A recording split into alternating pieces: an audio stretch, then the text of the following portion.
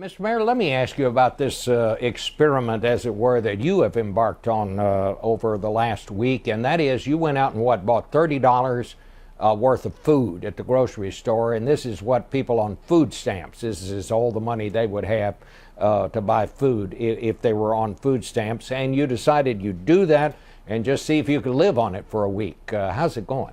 Well, first of all, this is one of the programs right now that the House is proposing to cut dramatically.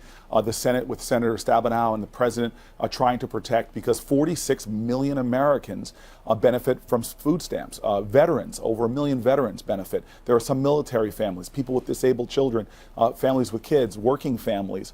And what we don't understand is we often vilify or denigrate folks that are using a small amount of money to bridge them out of poverty or bridge them out of food insecurity.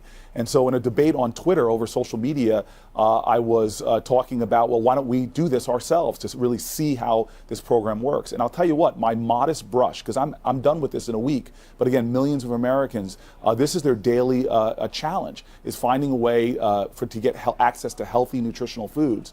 So for me, it's been very difficult, I'll be honest with you. I take so much for granted. Even going to Starbucks and buying a cup of coffee is actually more than my daily food allowance right now. And so we really need to expose the problems on the national level by denigrating programs that actually empower our economy in the long run by preparing our children to learn and to succeed. And also we can do things locally by expanding access to healthy foods, more farmer stands, more locally grown produce. Tell me, for example, what do you eat in one day? What did you eat yesterday? It's about $1.40 a meal. I woke up and had an apple for breakfast. I burned a sweet potato and I couldn't go out and buy another one because it wasn't on my budget, so I cut around the burn part and had a sweet potato around lunchtime. And then I made a casserole with just broccoli, cauliflower, beans, and peas, and nursed that over a number of hours. I found that I could stave off hunger better if I eat a few spoonfuls, put it down, come back to it in 30 minutes or so between calls. So it's been very challenging. And I know you're a coffee drinker. Have you been able to drink coffee? Or? No, I'm thoroughly uncaffeinated right now, and it's a terrible state of human existence. I don't know how people do it.